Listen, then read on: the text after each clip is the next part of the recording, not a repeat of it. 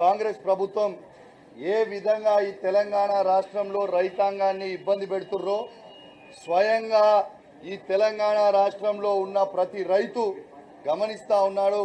ఇలా ఏ విధంగా ఇబ్బంది పెడతా ఉన్నారో చూస్తా ఉన్నారు.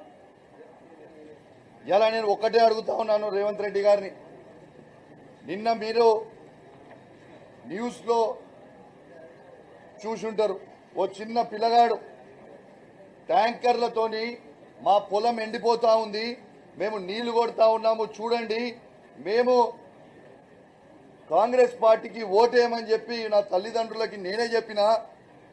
ఎందుకంటే మా తాతకి 2000 నుంచి 4000 రూపాయల పెన్షన్ ఇస్తామన్నాడు, కానీ ఆ 4000 రూపాయల పెన్షన్ రాలే, కానీ నా 4 ఎకరాల పొలం మాత్రం ఇవాళ ఎండిపోతా ఉంది అని చెప్పి ఆ చిన్న పిల్లగాడు చెప్తా ఉన్నాడు. చాలా బాధ అనిపిస్తా ఉంది.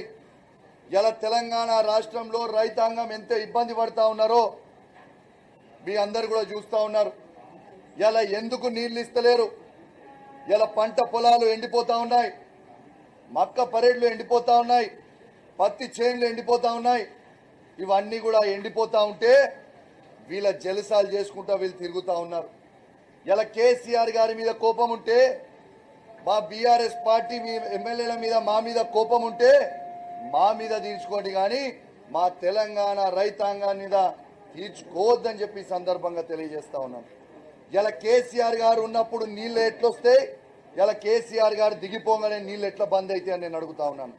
ఇలా కేసీఆర్ గారు ఉన్నప్పుడు అద్భుతమైన 24 గంటల ఫ్రీ కరెంట్ ఎట్లొస్తుంది, ఇవాళ చక్కగా కరెంట్ ఎందుకు రాదు అని నేను అడుగుతా ఉన్నాను.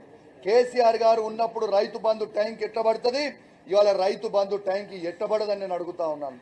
ఇవాళ దురదృష్టవశాత్తు ఎవరైనా రైతు చనిపోతే తెలంగాణలో ఆ రైతుకి కేసీఆర్ గారు ఉన్నప్పుడు దినవారం తిరగకంటే ముందే రైతు బీమా ఇచ్చి 5 లక్షలు ఇచ్చి ఆ కుటుంబానికి ఆదుకుంది కేసీఆర్ గారు.